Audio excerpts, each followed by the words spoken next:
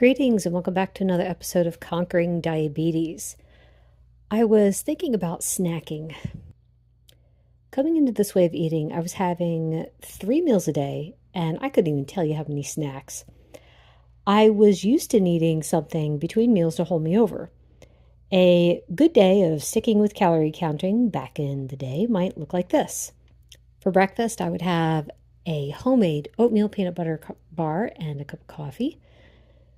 My first snack would be a carrot cut into small pieces so I could nibble and try to keep my hunger at bay. Second snack would be a serving size of oyster crackers, eating one at a time, again for the sake of hunger. Lunch was usually leftovers or maybe some kind of sandwich with hummus and carrot chips on the side. After that, my first snack would be a granola bar cut into small pieces. My next snack would be maybe a cup of tea or coffee. And then dinner was perhaps a couple slices of homemade pizza, side of steamed broccoli, for the sake of help. In the evening, I might have a serving size of Cheetos and a dessert cup of decaf coffee, in which I put half and half peanut butter, M&Ms, and whipped cream. Now, I could fit all of that into my macros at the time, but looking back, my goodness, that's a lot of food. Anyway, I learned pretty quickly when I went low carb that snacks would derail my appetite for my meals. I had to choose one or the other.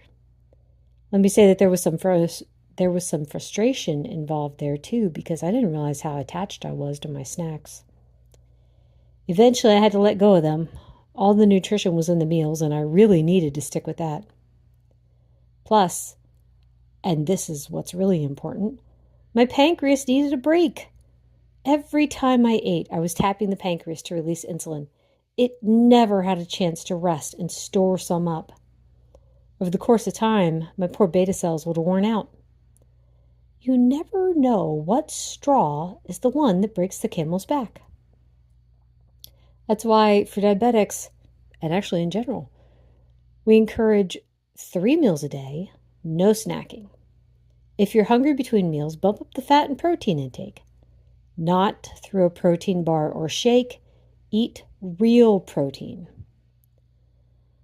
One last point to make.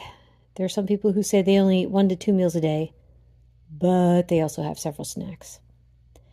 That mentality needs to change, because to think of it as a snack lessens how you think of its impact on your body. Consider each snack as a meal as well, and you might find you're actually having 5 to 6 meals in a day. Let the pancreas rest a bit.